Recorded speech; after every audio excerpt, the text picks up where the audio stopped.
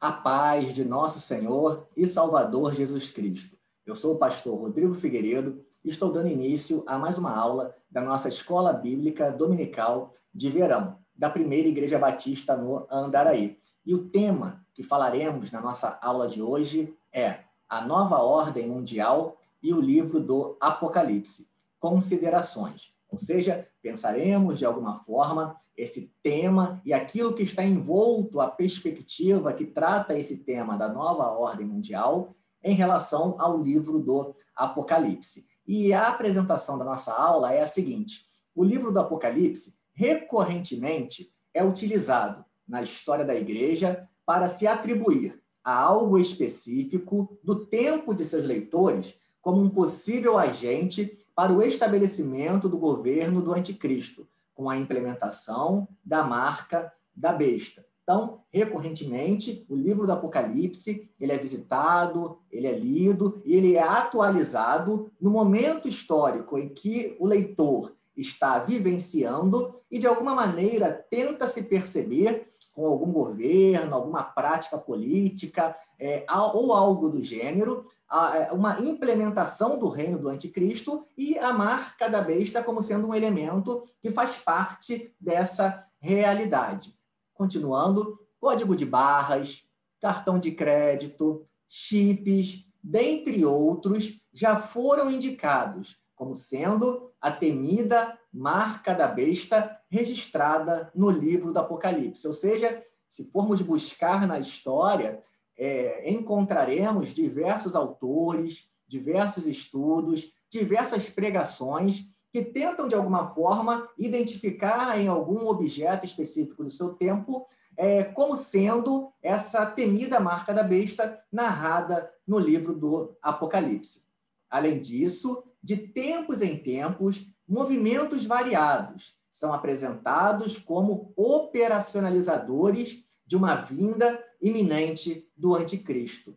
Nova era, maçonaria, Illuminatis, nova ordem mundial, dentre outros, já foram indicados nesse sentido, né? Os irmãos mais antigos, de repente, vão lembrar dos estudos que existiam, né, sobre a nova ordem mundial, e era um tema muito concorrido há alguns anos atrás, e hoje em dia nem se fala mais sobre esse assunto. A mesma coisa em relação a Illuminatis, maçonaria, enfim, de tempos em tempos, coloca-se, né, atribui-se a um determinado movimento como sendo esse movimento que vai operacionalizar a instauração iminente do reino do anticristo. Para evitar uma leitura que instrumentalize o livro do Apocalipse na construção de uma teologia que mais produz ansiedade e medo, a aula de hoje realizará um estudo introdutório ao livro do Apocalipse, com foco nos capítulos que tratam do selo do Deus vivo e da marca da besta. Ou seja, de alguma maneira, a gente vai tentar apresentar aqui um estudo bíblico passando pelo livro do Apocalipse, nos textos que tratam sobre a marca da besta e também nos textos que tratam sobre o selo do Deus vivo. Você sabia que no livro do Apocalipse existe o selo do Deus vivo? Pois é, e que aparece muito mais vezes o selo do Deus vivo, a marca de Deus, o gravar de Deus sobre os seus, do que o texto que trata sobre a marca da besta. A quantidade de versículos tratando sobre o selo do Deus vivo é maior do que a quantidade de versículos tratando sobre a marca da besta. Você sabia disso? Mas em que pese isso ocorra, a gente às vezes não ouve muito falar sobre esse tema. Inclusive, muitos cristãos falam para mim, nunca nem tinham ouvido falar, pastor Rodrigo, que existe o selo do Deus vivo. Pois é, porque se constrói um discurso no livro do Apocalipse, às vezes, que busca muito mais trazer ansiedade, trazer medo, né? De alguma forma instaurar o pânico nas pessoas, do que um discurso que anuncie vida, libertação e salvação. Então, para evitar esse tipo de leitura, a gente vai trazer na aula de hoje um estudo bíblico que nos ajude a entender o tema à luz da palavra de Deus. E assim, pretendemos colaborar nesse momento, construindo uma teologia que anuncie a esperança. O livro do Apocalipse, dentre outros elementos, ele traz uma mensagem de esperança para aquelas igrejas do primeiro século que passavam por lutas, por tribulações, por dificuldades diante do Império Romano, diante da realidade de sua época. O texto continuou trazendo esperança no decurso da história e continuará até a vinda do nosso Senhor e Salvador Jesus Cristo. Assim, nós teremos dois objetivos na nossa aula de hoje: apresentar de forma introdutória algumas questões sobre o estudo no livro do Apocalipse, em especial nos capítulos que tratam do selo do Deus vivo e da marca da besta, e a sua relação com a nova ordem mundial. E aqui a gente coloca nesse conjunto, né, todas essas teorias de conspiração, sobretudo essas teorias de conspiração que, de alguma forma, dialogam com a perspectiva religiosa, né? Então, a gente coloca dentro desse contexto aqui de nova ordem mundial todas essas teorias de conspiração e, principalmente, as que dialogam com a religião. E, assim, essas teorias, às vezes, colocam, né, instauram um pânico, um medo nas pessoas. E a gente vai tentar aqui, à luz do livro do Apocalipse, trazer esperança, trazer fé, trazer a salvação que há em Cristo Jesus, nosso Senhor. Em segundo lugar, temos por objetivo capacitar os alunos com ferramentas para interpretar o texto bíblico e construir uma teologia que anuncie a esperança. Para isso, para alcançarmos os nossos objetivos, nós seguiremos os seguintes tópicos: introdução ao Apocalipse, o selo do Deus vivo e a marca da besta, a nova ordem mundial e a marca da besta, uma proposta de teologia no Apocalipse que anuncia a esperança. E essa primeira imagem que eu coloco aqui é uma imagem, né, de explosão, né? Uma imagem que causa, de alguma forma, um medo, né? Uma ansiedade em quem está vendo essa imagem aqui. E eu trago ela para indicar que é essa a forma de olhar para o livro do Apocalipse que muitas pessoas trazem, né? Esse olhar, um olhar do pânico, do medo, da ansiedade para com o final dos tempos, né? E muitos estudos, muitas pregações acabam trilhando esse caminho, né? E a gente vai tentar aqui um pouco desconstruir essa visão e mostrar que para aquele que crê em Cristo Jesus, a palavra de Deus no livro do Apocalipse anuncia a esperança. Em meio às lutas, em meio às dificuldades, há esperança porque o Cordeiro de Deus venceu. Ele reina, ele venceu. E com ele nós temos então a segurança também da nossa vitória, junto com o Cordeiro. Então, pensando sobre o livro do Apocalipse, ele foi escrito, então, por João, conforme é colocado no capítulo 1, versículo 1. A data em que ele foi escrito, há uma variação entre 60 ou 90. Quem entende como sendo 60, a década de 60, entende a figura do imperador Nero como sendo uma figura importante. Quem entende como 90, entende a figura do imperador Domiciano, mas, independente dos dois aqui, interessante para nós é perceber o tema da perseguição, porque ambos imperadores, eles perseguiram a igreja. Então, o tema da perseguição e perseguição imposta pelo Estado, pelo Império Romano na época, como sendo uma realidade na vida daqueles cristãos. O livro do Apocalipse ele faz parte de um gênero literário. Assim como nós temos os evangelhos, nós temos, enfim, textos de sabedoria, nós temos um gênero literário, que é o texto apocalíptico, né? O Apocalipse faz parte, então, desse gênero literário. E ele possui características, né? Dentre as variadas características que esse gênero literário traz, nós temos o elemento da perseguição, conforme vai aparecer no livro do Apocalipse, né? Cristãos sendo presos, mortos, exilados, como é o caso de João, né? Tendo a sua vida social passando por dificuldades para realizarem seus negócios por causa da palavra. Então, nós percebemos essa realidade no livro do Apocalipse, assim como em outros apocalipses também, porque existem outros apocalipses para além do texto bíblico. Na Bíblia, nós temos dois livros que trazem características desse gênero literário, que é o livro do Apocalipse e a segunda parte do livro de Daniel. O livro de Daniel, na primeira parte, é uma biografia de Daniel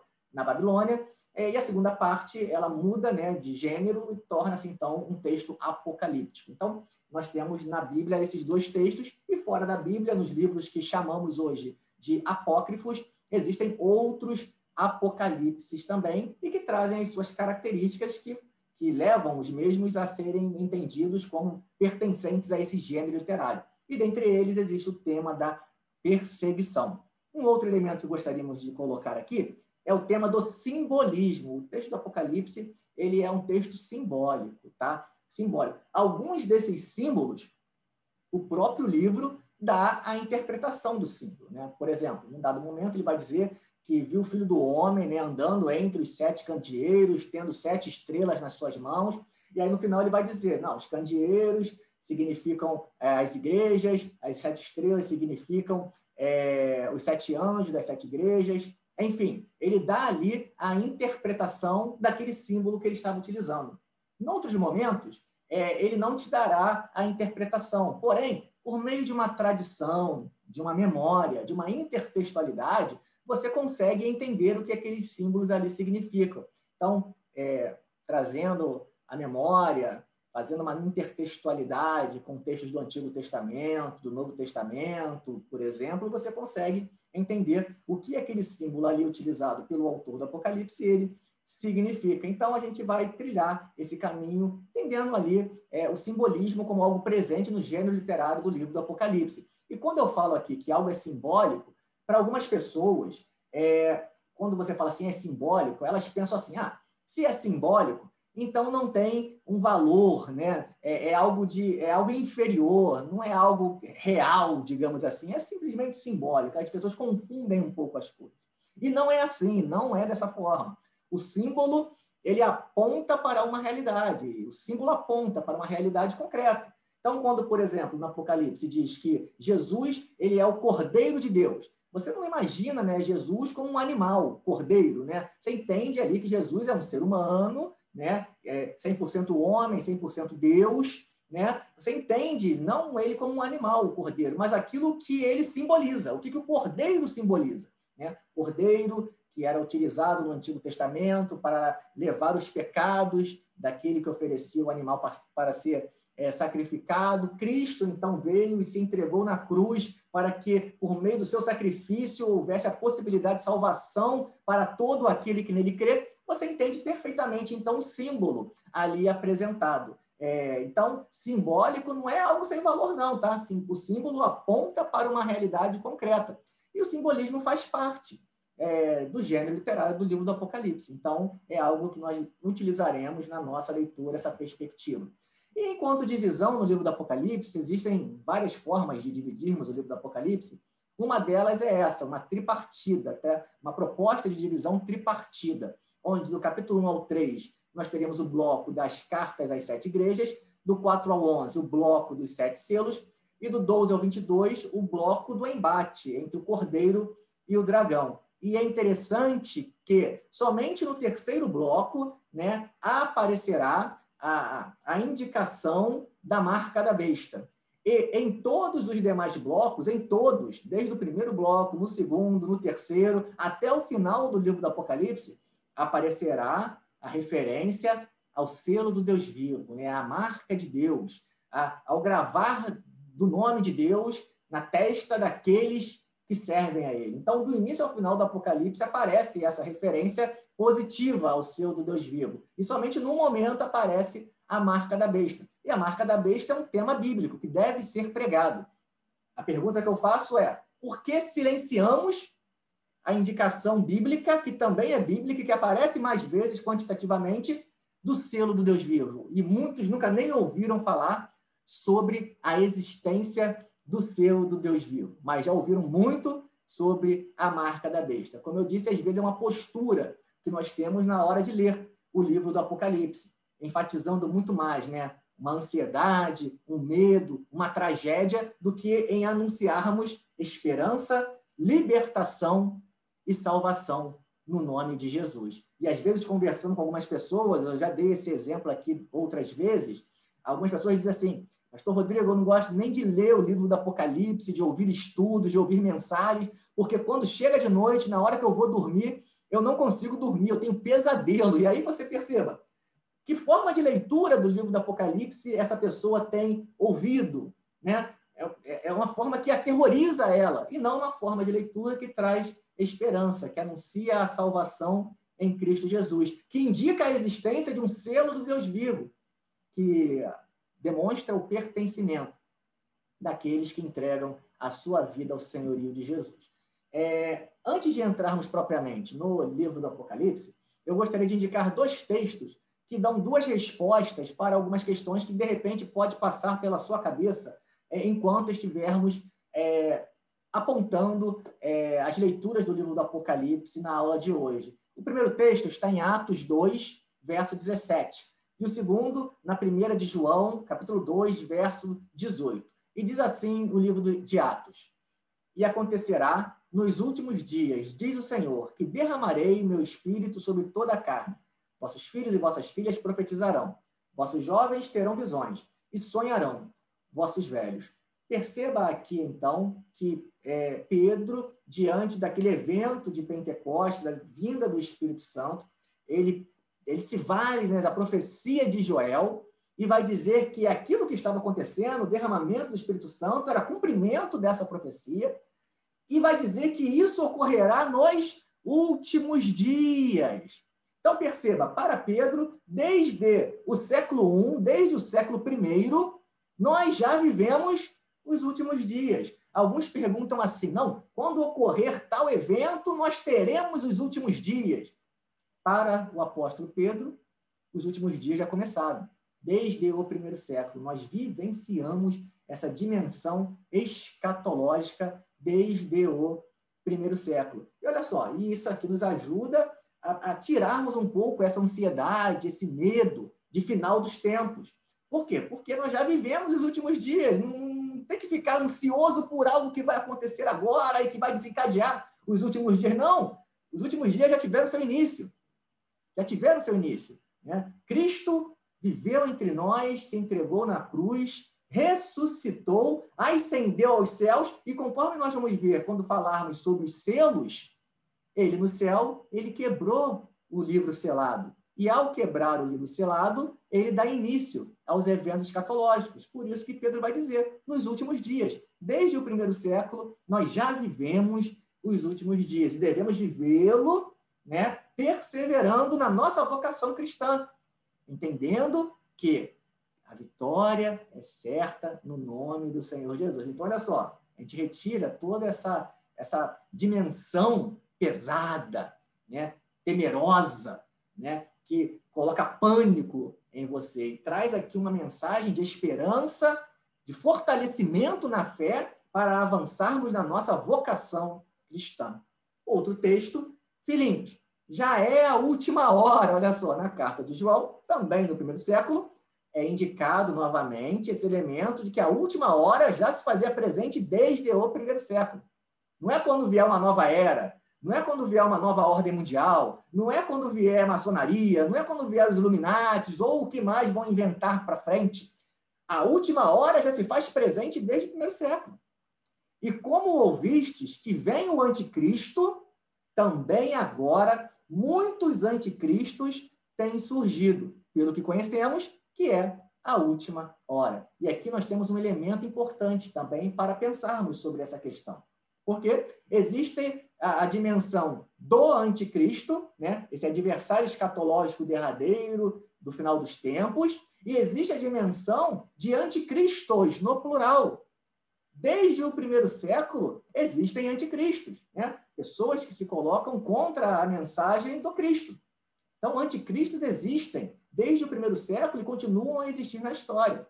E aí eu acho interessante quando, pela curiosidade, né, digamos assim, as pessoas ficam querendo elencar algo do nosso tempo como sendo o anticristo, né, como sendo o anticristo. Muitos desses elementos são furados, né, não são realmente. Mas, ao perceberem alguém, ou em algum sistema, ou em algo, um elemento contrário à mensagem de Cristo, você está constatando que existem anticristos desde o primeiro século.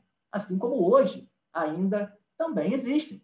Até que vem, então, o anticristo, ou no singular, derradeiro, escatológico. Então, essa preocupação, essa ansiedade em querer ficar identificando anticristos aqui, acolá e assim por diante, a gente percebe que, lá no primeiro século, o autor já dizia, olha, existem anticristos. O anticristo virá, mas já existem anticristos. Então, essa ansiedade, essa busca em demasia que mais aterroriza do que traz paz, equilíbrio e tranquilidade às pessoas, a gente percebe que não é uma leitura interessante para ser feita na nossa aula aqui. E aí eu trago então agora os textos que falam sobre o selo do Deus vivo e a marca da besta. Então, é o tema agora do nosso segundo ponto, o selo do Deus vivo e a marca da besta. O primeiro bloco das 7 cartas às 7 igrejas, né? E nesse bloco, no capítulo 3, verso 12, nós vamos ter a primeira indicação sobre esse elemento, quando vai dizer que ao vencedor faloei coluna no santuário do meu Deus, e daí jamais sairá. Gravarei também sobre ele o nome do meu Deus, o nome da cidade do meu Deus, a nova Jerusalém que desce do céu, vinda da parte de meu Deus, e o meu novo nome. Então, aqui a gente já percebe no primeiro bloco a promessa de que aqueles cristãos do primeiro século, ao perseverarem, ao vencerem os desafios do tempo presente deles, eles receberiam uma promessa.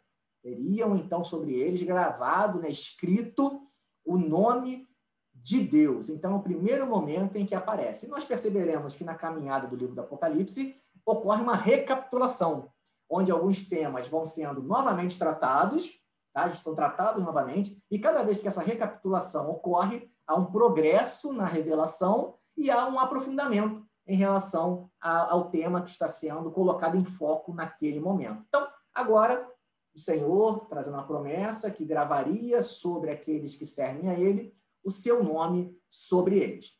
O segundo bloco é o bloco dos 7 selos. E o bloco dos 7 selos, do capítulo 4 ao capítulo 11, ele possui a seguinte estrutura. Capítulo 4, culto ao Pai entronizado no céu. Capítulo 5, culto ao Cordeiro entronizado no céu. E o surgimento, então, do livro selado. Ambos os capítulos trazem uma crítica veemente à proposta que o imperador, na época, trazia de solicitação de culto para si, ou seja, o culto ao imperador. E os cristãos, nessa situação, se percebem no dilema. Ou cultuam ao imperador e têm a sua vida tranquila nesse mundo, mas sabendo que, no final dos tempos, no dia do juízo, eles, de alguma forma, não estarão sendo perseverantes na sua fé, ou, no tempo presente, eu sou fiel, eu vou perseverar, eu não vou adorar a outro que não seja Jesus. Eu não vou adorar a outro que não seja Deus. Mas sabendo que com isso eu posso ser preso, eu posso ser exilado, eu posso ser martirizado. Mas no futuro valerá a pena, no dia em que for estabelecido, então, novos céus e nova terra. Então, esse é o dilema que o cristão atravessa, e João, então, vai dizer que o único digno de adoração é Deus, que está entronizado, o Pai entronizado, o Cordeiro entronizado, e somente ele é digno de adoração. E aqui, qualquer proposta, né, de vínculo em demasia entre religião e o Estado sofre uma crítica. Quando você, de alguma maneira, segue uma proposta política, né, seguindo a homens, e às vezes até exaltando em demasia homens, ao invés de seguirmos, então, o Cordeiro, porque somente o Cordeiro está entronizado sobre a vida daqueles que são a igreja do Senhor. E aí, Cristo é entronizado, ele recebe o livro selado. E ele, então, começa a quebrar os selos, né, a abrir os selos, e dá início, então, aos eventos escatológicos, né, dos últimos dias, né, a última hora. Ele dá início aos eventos escatológicos. E aí vem selo 1, selo 2, selo 3, selo 4, selo 5, selo 6. O que o autor bíblico faz? Ele te dá uma pausa. Ele te dá uma pausa e conta 2 histórias que possuem relação entre si. Os 144 mil e a grande multidão. Ambas tratando sobre os remidos, sobre os salvos. Narrando de forma distinta, havendo progresso nessa revelação, mas tratando de um conjunto de pessoas que são os remidos, que são os salvos. E após essa pausa em que você respirou, ele continua. E vem, então, o selo de número 7. E você acha que no selo de número 7, é o último selo, vai acabar. Mas não acaba a história. Ele, então, recapitula. Aqui a recapitulação. Ele recapitula e conta novamente a história por meio de 7 trombetas. O selo 7 se desdobra em 7 trombetas. E aí, novamente, trombeta 1, trombeta 2, 3, 4, 5, 6. Ele te dá uma pausa novamente e conta 2 histórias. a do livro, né, de um livrinho que João engole, assim como Ezequiel também engoliu um livrinho, indicando a sua vocação, né, o seu chamado. Então, João engole um livro também, indicando o seu chamado para anunciar a palavra de Deus.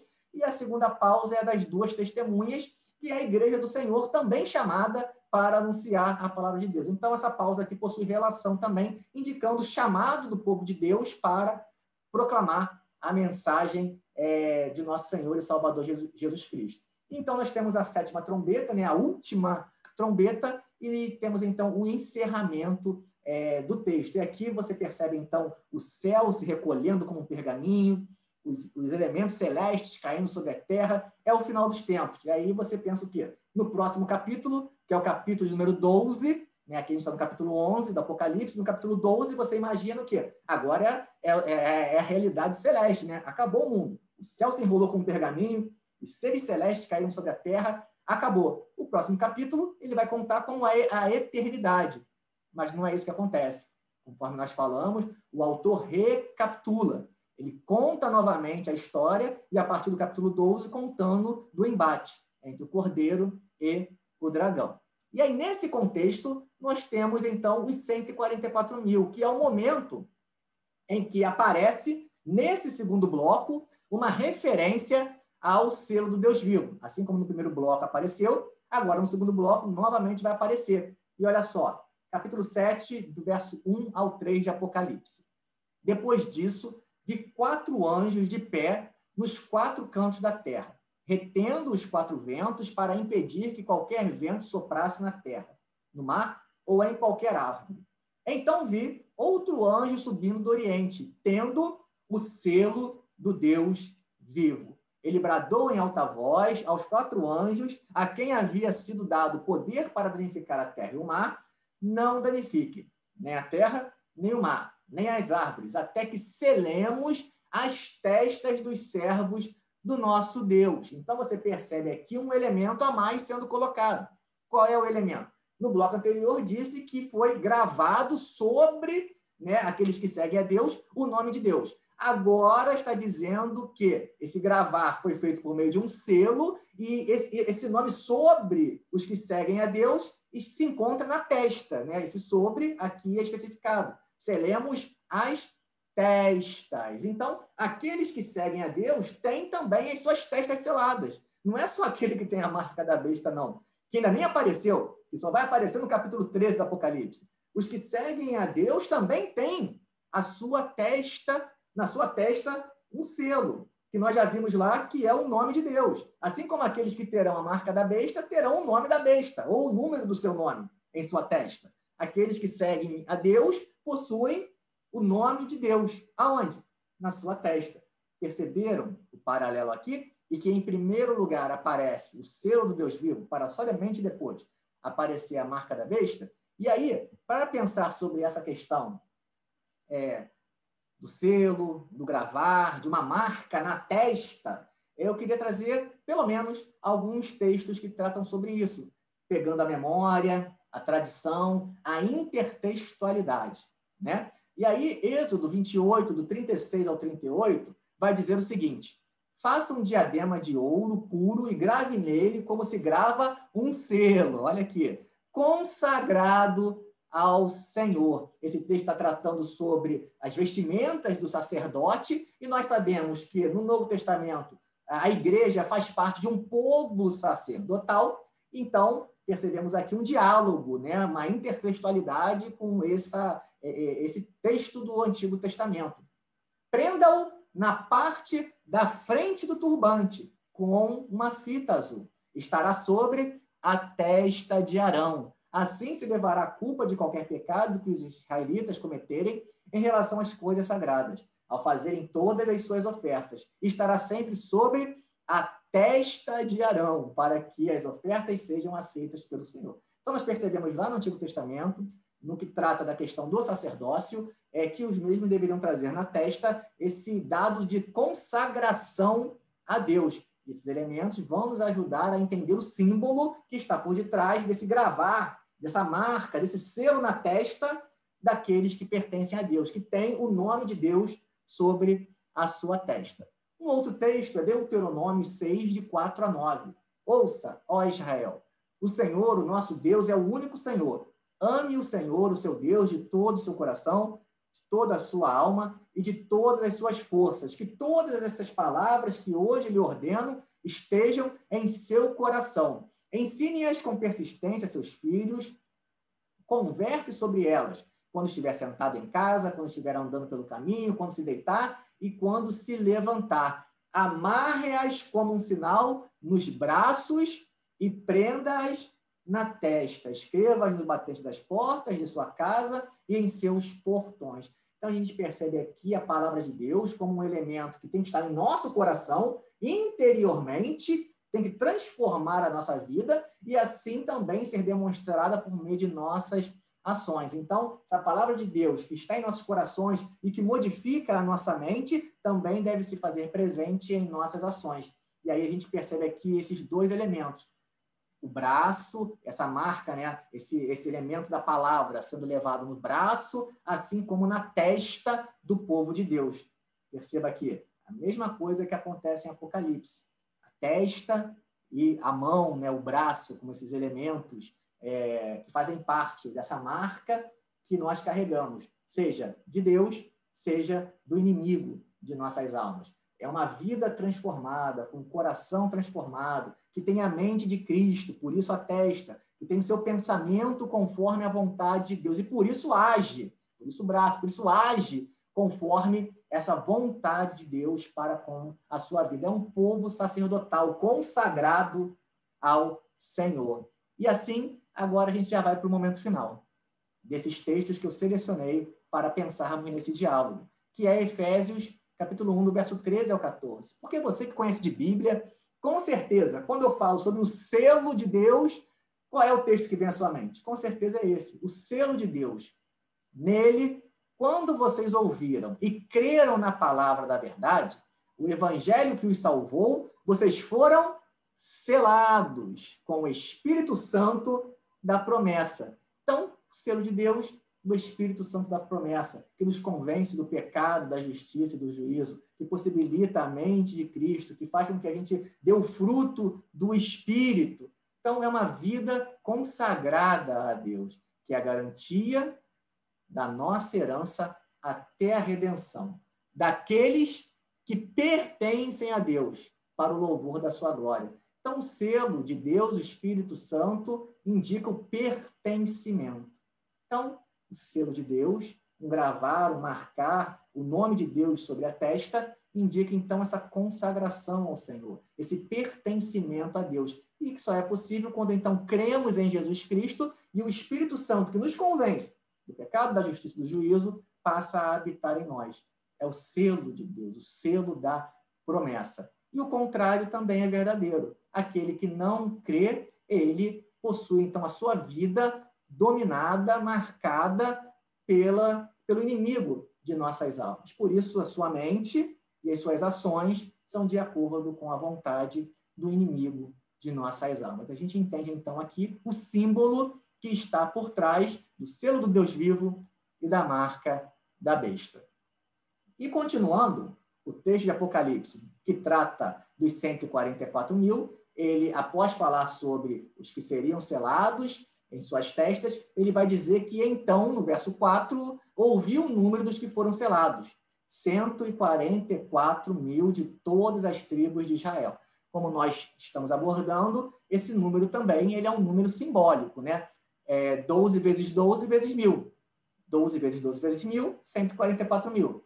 12 tribos de Israel, 12 apóstolos, indicando aqui o povo de Deus no Antigo e no Novo Testamento, e vezes 1000, que é potencializando esse número, indicando a comunidade dos remidos. Então, é um número simbólico que nós entendemos tranquilamente. E por que, então, essa contagem sendo feita aqui? Por quê? Qual é o lugar dessa contagem na proposta do livro do Apocalipse?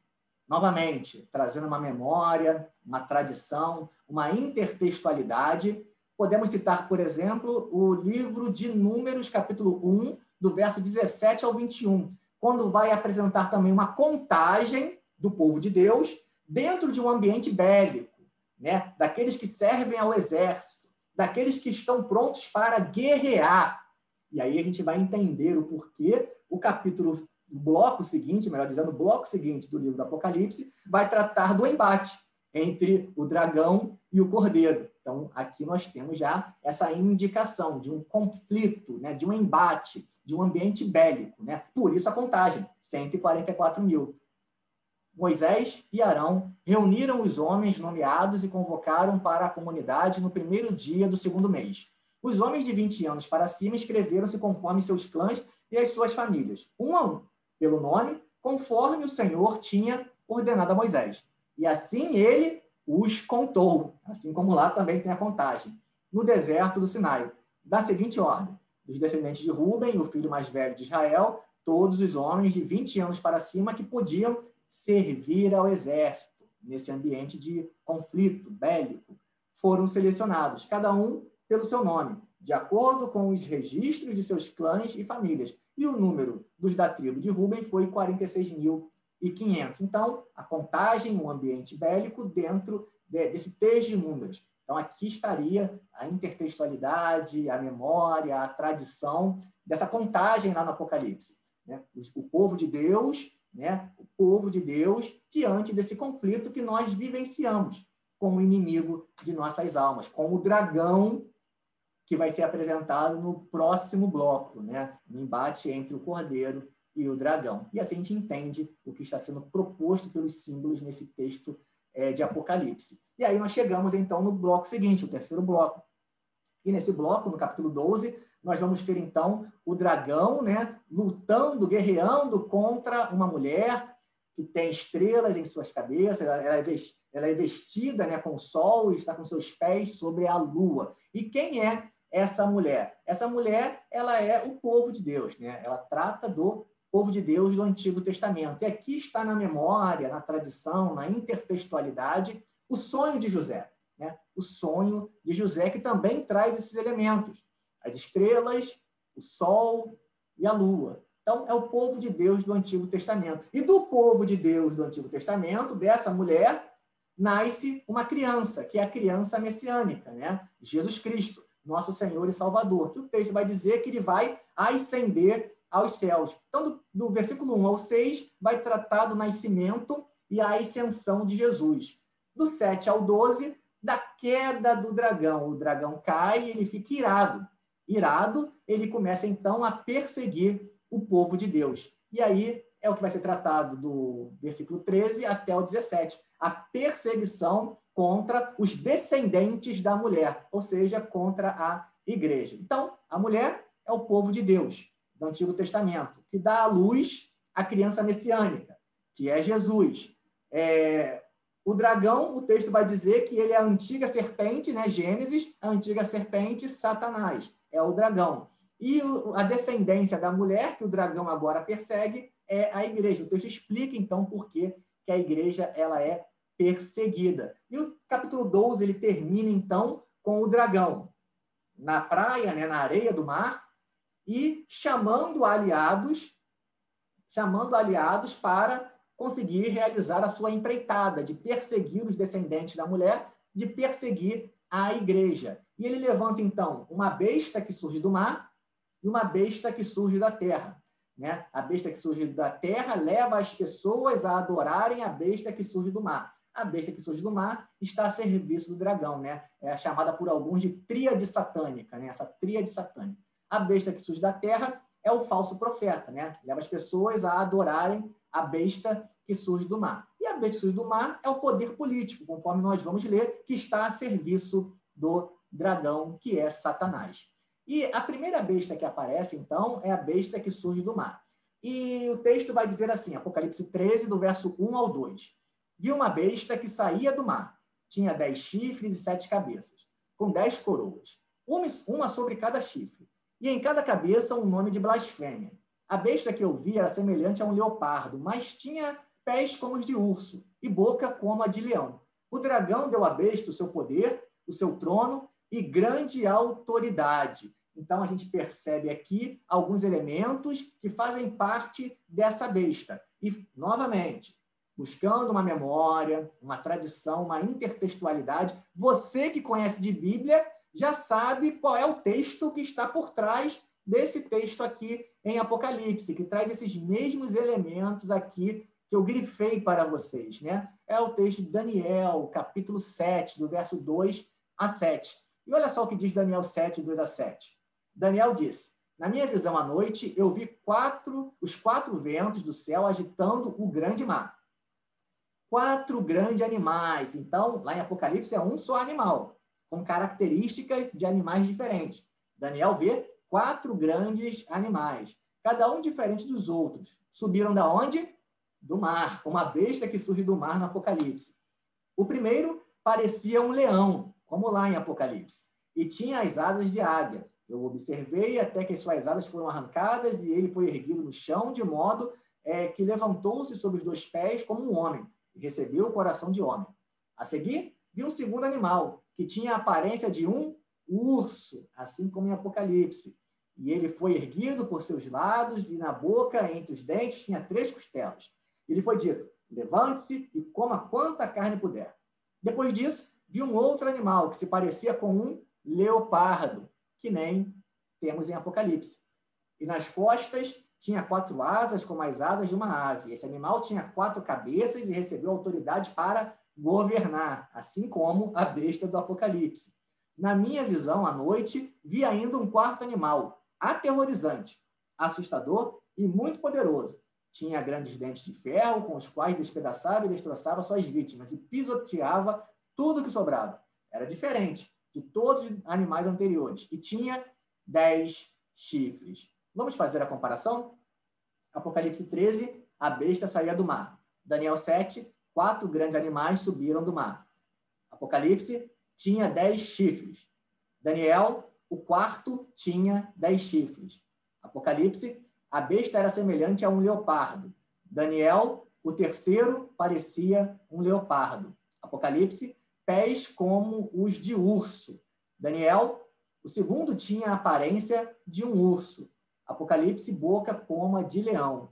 E Daniel, o primeiro, parecia um leão. Então, fica aqui indicada a intertextualidade, a tradição, a memória por trás da besta do Apocalipse. E se Daniel, então, nos ajuda a entender, vamos ver o que o próprio Daniel diz sobre esse animal, porque lá em Daniel, ele dá o símbolo e ele dá a interpretação do símbolo. Então, ele facilita a nossa vida. O próprio autor de Daniel, ele diz o que significam esses animais. Então, pegando essa interpretação, a gente consegue entender o símbolo também lá do Apocalipse. E Daniel vai dizer o seguinte, Daniel 7, 17. Os 4 grandes animais são 4 reinos que se levantarão na terra. Então, ele nos dá a explicação dos animais, né? Que são reinos, é um poder político. Por isso que anteriormente eu falei, a besta que surge do mar é o poder político. Então, se aqui a interpretação é essa, é um governo, é um poder político, lá em Apocalipse também é um governo, é um poder político, que na época de João, o reino que estava imperando era o do Império Romano, né? O Império Romano era aquele que estava atual na época de João. E o imperador era aquele que trazia, então, essa perseguição, que agia de forma bestial contra os cristãos, porque estava a serviço de Satanás. E à época existiam os sacerdotes cultuais, né, que promulgavam o culto ao imperador. Né? Então, o falso profeta. E assim como na comunidade também, João vai indicar que existiam alguns cristãos que diziam mais ou menos, como se diz hoje, não tem nada a ver, pode cultuar o imperador, não tem problema não. João vai indicar na carta às 7 igrejas que isso ocorria, chamando, inclusive, essas práticas de imoralidade sexual, né, de prostituição, de adultério, né, porque quando você possui um relacionamento com Deus e passa, então, a adorar outros deuses, você está, conforme a perspectiva bíblica desde o Antigo Testamento, incorrendo em adultério, em fornicação, em imoralidade sexual, enfim, devido ao seu rompimento do relacionamento que você possui com o Deus Todo-Poderoso. Então, a gente tem aqui esses elementos. A besta de Apocalipse como sendo um poder político, que na época de João era o Império Romano, e que na história continuam a existir poderes políticos que são bestiais também, até o momento escatológico, último, derradeiro, em que existirá essa última besta a se apresentar. Por isso que a gente sempre indica como interessante, para melhor compreendermos o Apocalipse, os 3 níveis de leitura. O passado, na época de João, o presente, o que o texto fala aos nossos dias, e o futuro, indicando a dimensão derradeira, última, escatológica. Então, aqui a gente consegue perceber esses elementos sendo apresentados. E o porquê do diálogo entre o livro do Apocalipse e essas teorias de conspiração que se envolvem também em elementos religiosos, porque essas teorias de conspiração, elas apresentam em pessoas do nosso tempo ou em movimentos do nosso tempo como sendo a besta derradeira, escatológica do Apocalipse, e apresentam em algum elemento próprio do nosso tempo como sendo o elemento da marca da besta. Aqui estariam as considerações a serem feitas entre nova ordem mundial e teorias de conspiração que envolvem religião e o livro do Apocalipse, porque a besta é o poder político.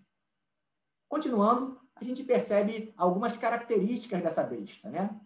Capítulo 13 vai dizer que a besta queria ser adorada, indicando que aparentemente ninguém conseguia vencer a besta, mas é só uma aparência, porque, conforme nós vamos ver, aquele que está em Cristo vencerá sim a besta, né? Haverá um momento final de juízo, e a vitória é certa no Cordeiro de Deus que tira o pecado do mundo.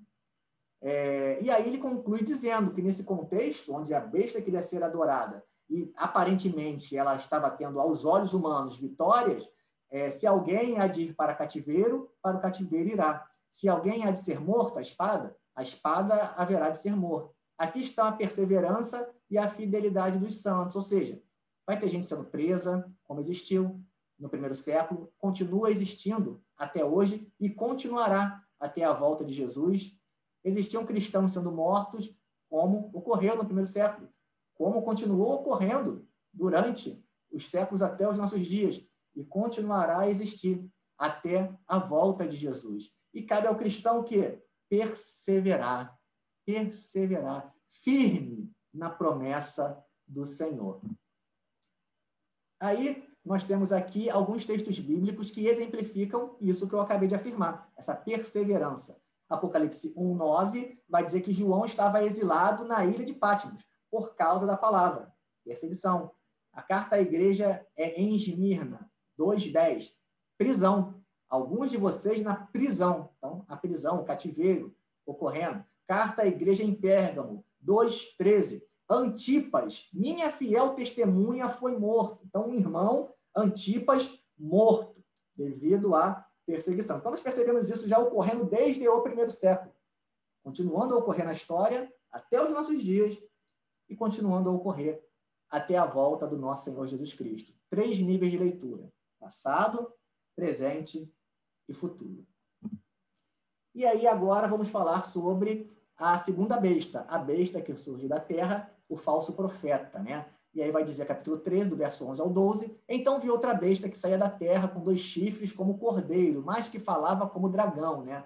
Falso profeta. Exercia toda a autoridade da primeira besta em nome dela e fazia a terra e seus habitantes adorarem, né? Isso faz o elemento religioso, né? O elemento religioso tem essa dimensão e leva a adorarem a primeira besta, cujo ferimento mortal havia sido curado. Então, nós temos aqui o elemento religioso, sacerdotes cultuais do culto ao imperador, ou também membros da igreja, que não viam problema em prestar a solenidade de culto ao imperador. E, de certa forma, eles agem de forma bestial, né? A forma de agir deles é bestial, e que está a serviço da besta que surge do mar, e que está a serviço do dragão. Então, toda vez que a igreja ela também se coloca a partir do elemento religioso para legitimar uma proposta de governo que não seja dentro dos parâmetros do reino de Deus, ela está agindo também como um falso profeta. E como temos por aí, né, falsos profetas, inclusive, indicando políticos, né, indicando o poder político para ser seguido pelos demais membros de sua igreja. E líderes políticos que, quando são eleitos e começam a agir, você percebe que não manifestam em nada a vontade do reino de Deus. Muito pelo contrário, estão a serviço do dragão. Então, perceba aqui todo esse diálogo, como também nos ajuda a pensar o nosso tempo presente e continuará a ajudar a igreja do Senhor até a volta de nosso Salvador. Verso 14 e 15 vai dizer que, por causa dos sinais que lhe foi permitido realizar, em nome da primeira besta, ela enganou os habitantes da terra, o poder religioso enganando. Ordenou-lhes que fizessem uma imagem em honra da besta, que fora ferida pela espada e, contudo, revivera. A besta que surge do mar, o poder político. Foi-lhe dado poder para dar fôlego à imagem da primeira besta, de modo que ela podia falar e fazer que fossem mortos todos que se recusassem a adorar a imagem. Então, a gente vê aqui os cristãos sendo perseguidos por não quererem adorar a imagem, né? E aqui volta novamente a perseverança dos santos, se mantendo fiéis à palavra de Deus. E a gente percebe isso ocorrendo desde o primeiro século. Novamente, assim como fizemos com os relatos da besta do mar, vamos fazer agora com a besta da terra. Assim como fizemos com o poder político, vamos fazer agora também com o poder religioso. Carta à igreja de Pérgamo, 2,14. No entanto, tenho contra vocês algumas coisas. Vocês têm aí pessoas na igreja que se apegam aos ensinos de Balaão, que ensinou a Balaque a armar ciladas contra os israelitas, induzindo-os a comer alimentos sacrificados a ídolos e participar da imoralidade sexual. Então, esses elementos voltados para a prática cultica, né? Os banquetes, as carnes sacrificadas e a imoralidade sexual no sentido de você estar adorando um outro Deus que não o único e verdadeiro Deus. Então, a gente percebe isso ocorrendo. Poder religioso. Carta à igreja de Tiatira, 2,10. No entanto, contra vocês tenho isso. Você tolera Jezabel, uma mulher que se diz profetiza, né? Então, uma falsa profeta. Com os seus ensinos, ela induz os meus servos na igreja a imoralidade sexual e a comerem alimentos sacrificados aos ídolos. A mesma coisa que aparece anteriormente. E aqui, Jezabel, é claro que não é o nome da mulher Jezabel, né? Jezabel aqui faz referência à tradição, à memória, à intertextualidade da Jezabel, do Antigo Testamento, esposa do rei Acabe, que perseguia os profetas de Deus e promulgava o culto a Baal. Então, existia uma pessoa naquela época, na igreja de Tiatira, que agia dessa maneira, como Jezabel, e sendo assim, um falso profeta, né? Induzindo a participação no culto ao imperador. Carta à igreja de Filadélfia, 3,8. Sei que você tem pouca força, mas guardou a minha palavra e não negou o meu nome. E é assim que a igreja deve trilhar, perseverando. Aqui está a perseverança dos santos. Não negar o nome do Senhor Jesus, independente das circunstâncias. E aí, esse relato do capítulo 13 vai caminhando do verso 16 em diante da seguinte forma. Também obrigou a todos, pequenos e grandes, ricos e pobres, livres e escravos, a receberem certa marca. Finalmente chegamos na marca da besta. Olha só, no primeiro bloco já falamos sobre o selo de Deus vivo, no segundo falamos sobre o selo de Deus vivo, só agora nós falamos sobre a marca da besta, na mão direita ou na testa, para que ninguém pudesse comprar nem vender, a não ser quem tivesse a marca, que é o nome da besta ou o número do seu nome. Então, a gente percebe aqui esse paralelo com o selo do Deus vivo. Também na testa e sendo o nome, né? No caso aqui, o nome da besta. Então, se o nome de Deus na testa significava uma consagração, uma vida que pertencia a Deus, porque o selo de Deus, o Espírito Santo da promessa, indica que ela pertence a Deus, a marca da besta também indica um pertencimento, mas um pertencimento à besta, que está a serviço do dragão, que é Satanás, o inimigo de nossas almas. Então, aqui a gente percebe essa dimensão simbólica do texto, né? É uma vida que pertence ao inimigo de nossas almas. Então, se é simbólico, não é porque você vai usar um cartão de crédito ou usar um código de barras, ou vai usar um chip, enfim, não é por isso que você vai pertencer à besta. Ou não é por isso que você vai vai deixar de pertencer a Deus, porque o problema maior está aqui.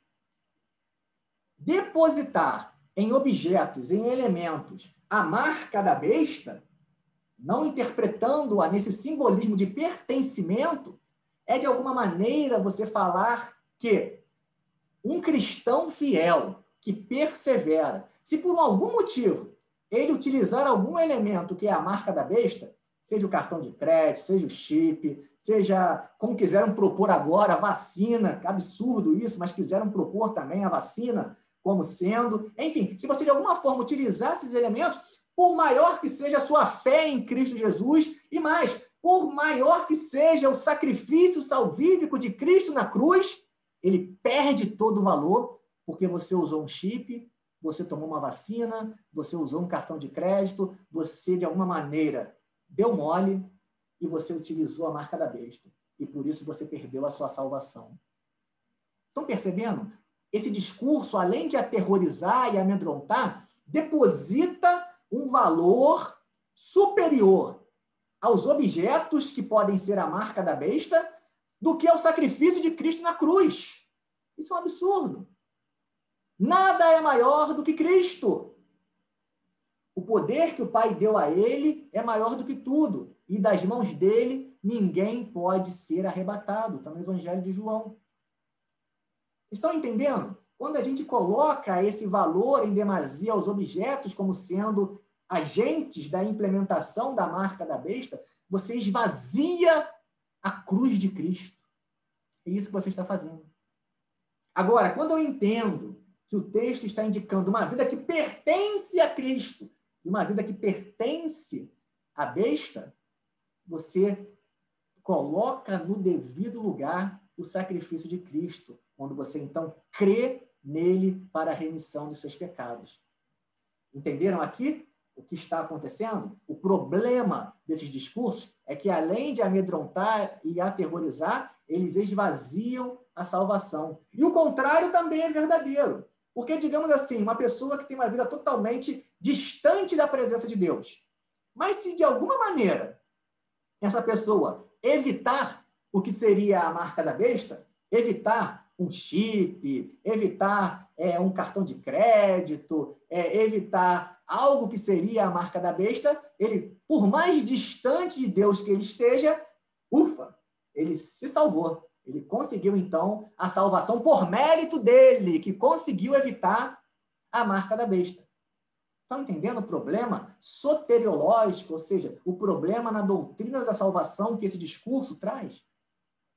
Então, aqui está a nossa reflexão, as nossas considerações nesse ambiente de teorias de conspiração e teorias de conspiração que utilizam o elemento religioso e que utilizam o elemento religioso muitas vezes se valendo do livro do Apocalipse, desse poder político, a implementação da marca da besta e trazendo, então, elementos de seu tempo para aterrorizar e amedrontar as pessoas.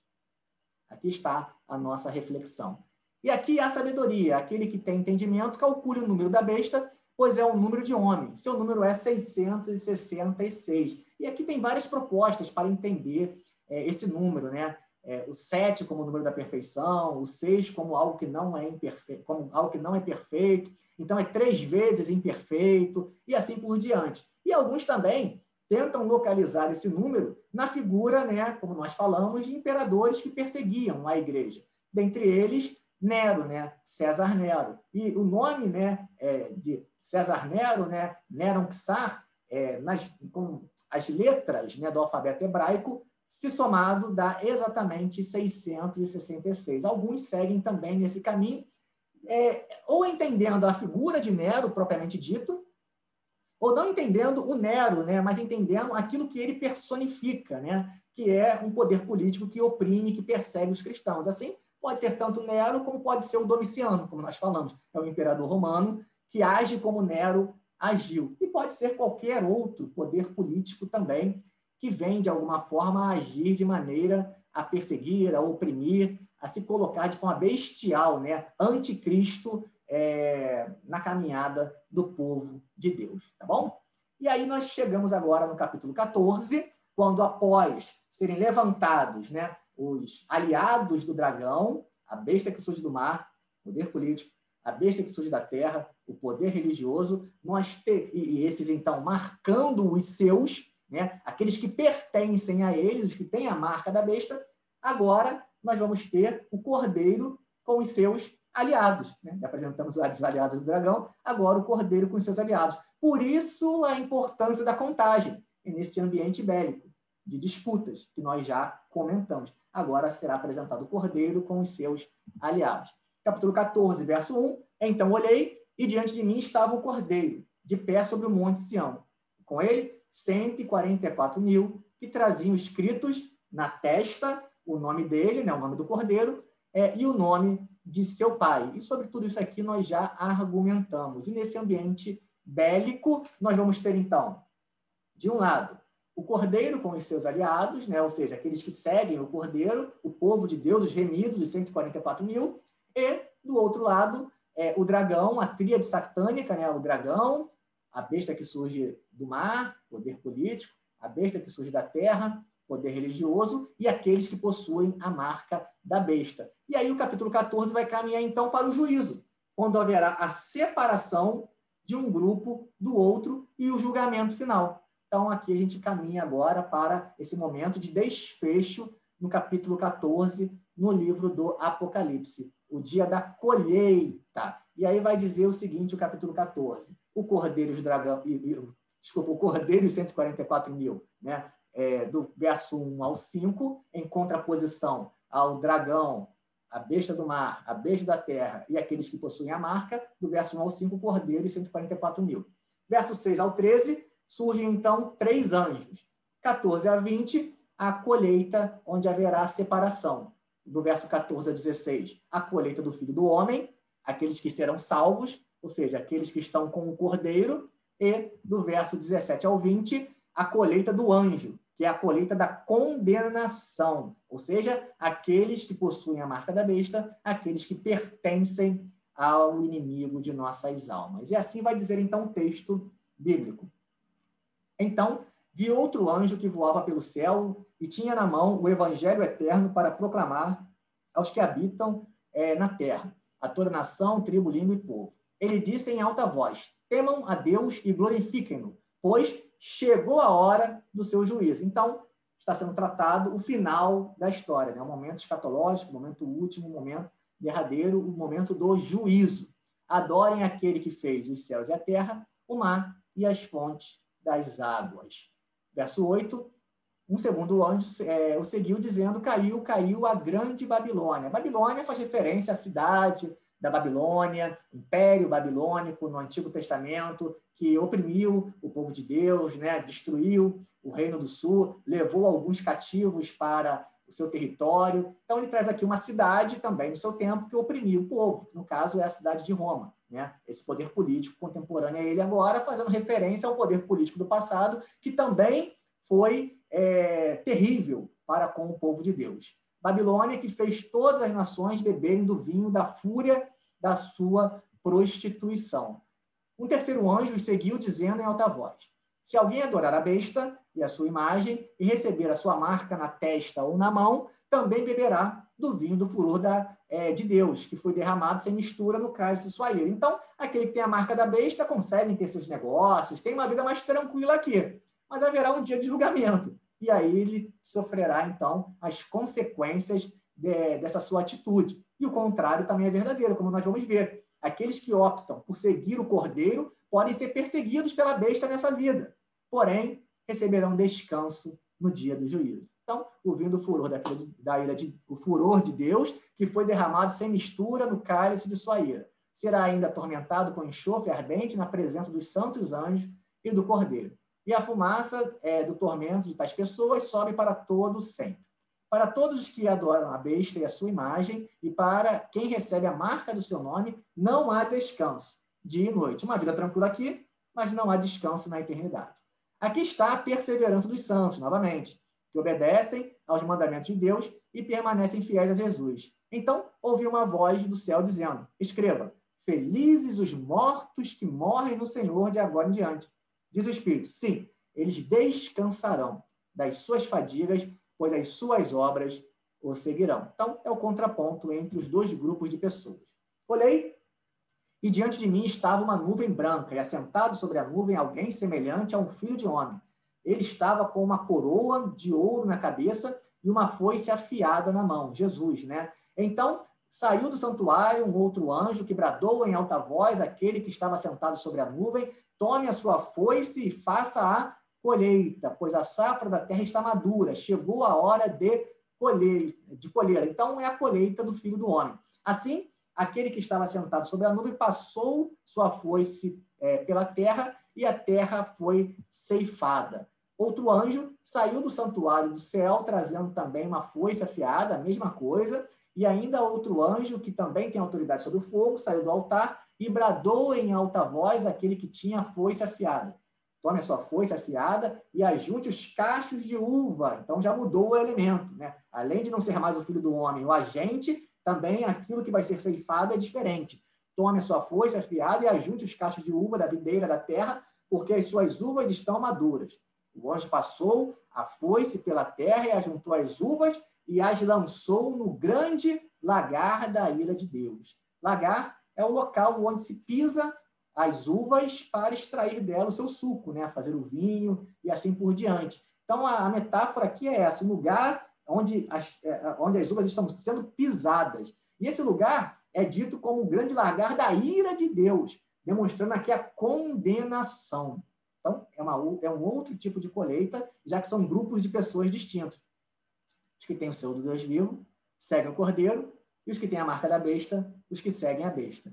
Elas foram pisadas no lagar fora da cidade, e correu sangue do lagar, chegando ao nível dos freios dos cavalos, uma distância de cerca de 300 quilômetros. E aqui você tem uma intertextualidade também, uma memória, uma tradição bíblica. Quando eu falo sobre colheita e dois grupos sendo colhidos, com certeza você que conhece Bíblia se lembrou de Mateus 13, de 24 a 30, que diz: Jesus lhes contou outra parábola, dizendo: o reino dos céus é como um homem que semeou boa semente em seu campo.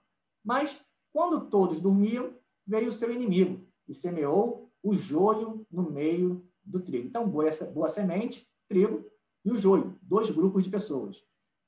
E se foi. Quando o trigo brotou e formou espigas, o joio também apareceu. Os servos do dono do campo dirigiram-se a ele e disseram: o senhor não semeou boa semente em seu campo? Então, de onde veio o joio? O inimigo fez isso, respondeu ele. Os servos lhe perguntaram: o senhor quer que vamos tirá-lo, o joio do meio do trigo? E ele respondeu: não, porque ao tirar o joio, vocês poderão arrancar com ele o trigo. Deixe que cresçam juntos até a colheita, aquilo que está sendo tratado no Apocalipse. Dois grupos de pessoas no momento da colheita escatológica, no dia do juízo, como disse o anjo, né? Então, direi aos encarregados da colheita: juntem primeiro o joio e amarrem-no em feixes para ser queimado. Depois, juntem o trigo e guardem-no no meu celeiro. Grupos de pessoas distintos, consequências também distintas no momento do julgamento. Um para ser queimado e o outro para o celeiro. Um não há descanso, como diz lá em Apocalipse, e no outro encontrará o descanso. E aqui está a perseverança dos santos. Então, ele deixou a multidão e foi para casa. Seus discípulos aproximaram-se dele e disseram, perguntando para Jesus: explica-nos a parábola do joio no campo. E ele respondeu: aquele que semeou a boa semente é o Filho do Homem, que aparece também lá em Apocalipse. O campo é o mundo, e a boa semente são os filhos do reino, os remidos, 144 mil, aqueles que pertencem a Deus e têm selo do Deus vivo. O campo é o mundo e a boa semente são os filhos do reino. O joio são os filhos do maligno, ou seja, aqueles que possuem a marca da besta. E o inimigo que semeia é o diabo, o dragão, Satanás, a antiga serpente. A colheita é o fim desta era, como o anjo diz no Apocalipse, é o dia do juízo. E os encarregados da colheita são os anjos, como também aparecem lá em Apocalipse. Assim como o joio é colhido e queimado no fogo, assim também acontecerá no fim desta era. Assim como aparece também em Apocalipse a condenação, o pisar no lagar do furor da ira de Deus, O Filho do Homem enviará os seus anjos, e eles tirarão do seu reino tudo o que faz tropeçar e todos os que praticam mal. Eles os lançarão na fornalha ardente, onde haverá choro e ranger de dentes. Não há descanso, como diz em Apocalipse. E então os justos brilharão como o sol no reino de seu Pai.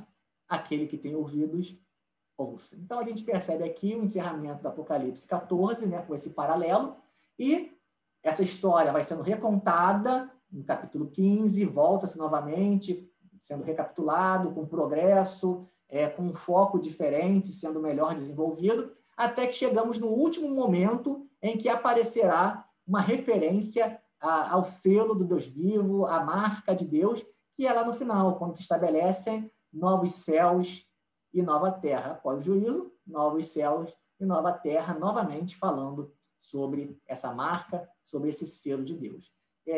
Capítulo 21, verso 1. Então vi um novo céu e uma nova terra, pois o primeiro céu e a primeira terra tinham passado e o mar já não existia. E isso também possui memória, tradição, intertextualidade com outros textos da Bíblia, como, por exemplo, Isaías. Pois vejam, criarei novos céus e nova terra. Ou no Novo Testamento, segundo Coríntios 5,17. Portanto, se alguém está em Cristo, é nova criação, ou, em outras versões, é nova criatura. As coisas antigas já passaram e eis que surgiram coisas novas. Assim como em Apocalipse vai dizer, eis que faço novas todas as coisas. Então, cristão, perseverando, entregando a sua vida a Jesus, ele já vive essa realidade hoje. Ele já vive essa nova criação hoje.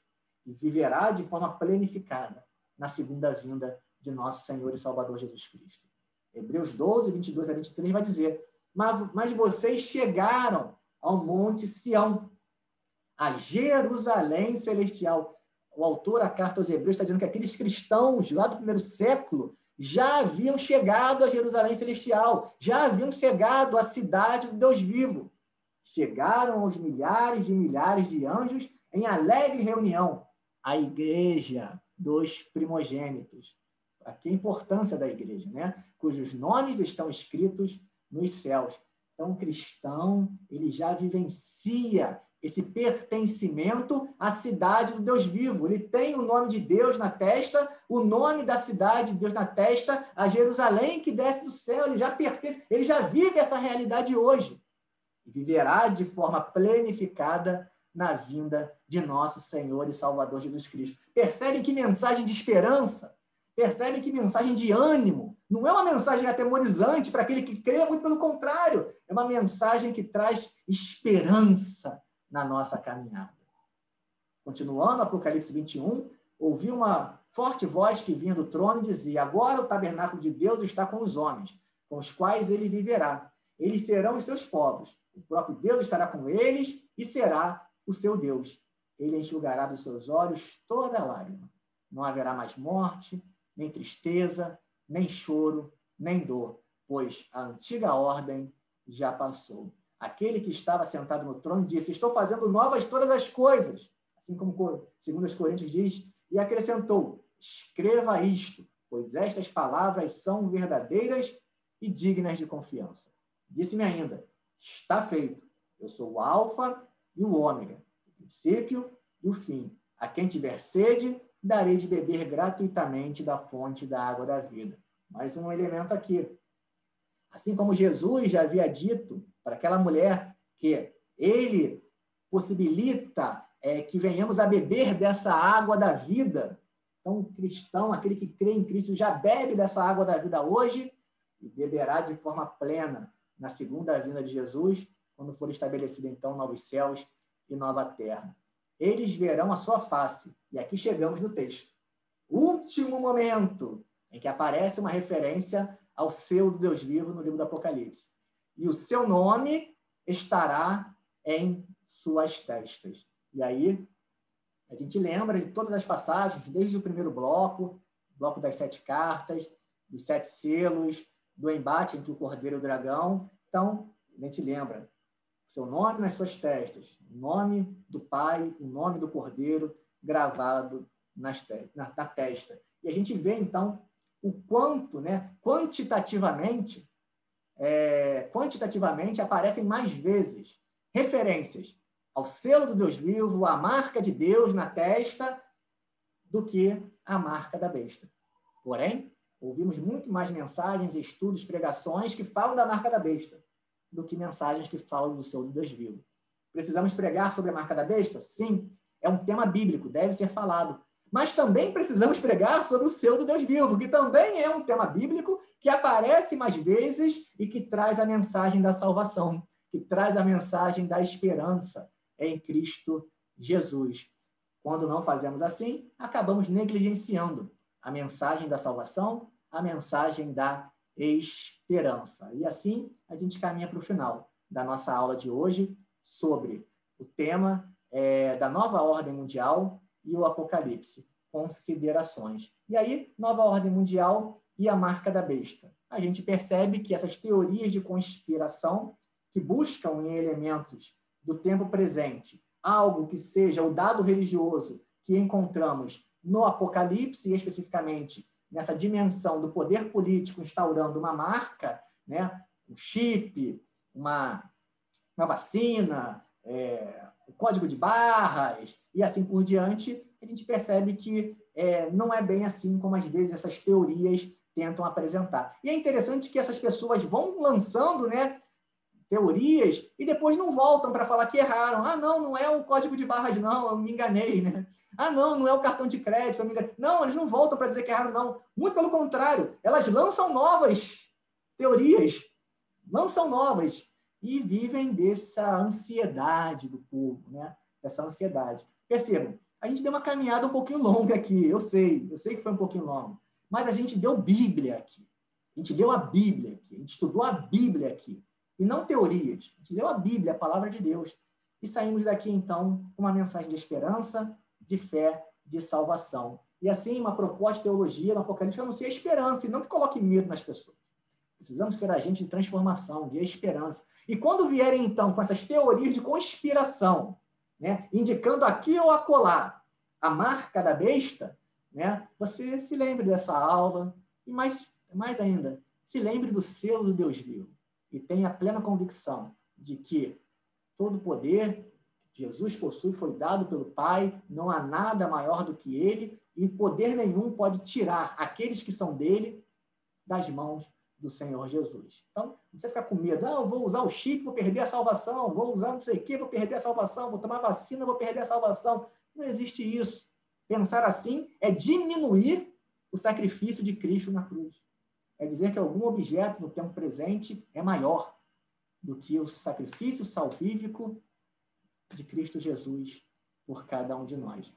E mais ainda, é dizer que, de alguma forma, mesmo que a pessoa não creia em Deus, que ela seja distante de Deus, ela pode conseguir se salvar por méritos dela, evitando aquilo que seria a marca da besta. Então, esse tipo de proposta de leitura, além de ser amedrontador, né, instaura o pânico e não ajuda em nada quando passamos por momentos de dificuldade, ainda traz um esvaziar da mensagem soteriológica de salvação de Cristo Jesus na cruz do Calvário. Tá bom? E assim, a gente espera ter ajudado, ter retirado as possíveis dúvidas que vocês trazem e encerramos a nossa aula trazendo essa mensagem de esperança do livro do Apocalipse, né? E lhes enxugará dos olhos toda lágrima. E já não existirá mais morte, já não haverá luto, nem pranto, nem dor, porque as primeiras coisas passaram. Eis que faço novas todas as coisas. Eu, a quem tem sede, darei de graça da fonte da água da vida. E nós podemos experimentar essa realidade, sermos nova criação, experimentarmos da água da vida hoje. Basta para isso entregarmos as nossas vidas aos cuidados do nosso Senhor e Salvador Jesus Cristo. Se você ainda não tomou essa decisão, quem sabe, hoje não é o momento de você assim fazer e viver a sua vida, então, pautado na esperança que Cristo Jesus possibilita a todos nós. Espero ter ajudado a cada um de vocês nessa aula. Espero que saiam daqui com uma mensagem de esperança e que Deus a todos esteja abençoando.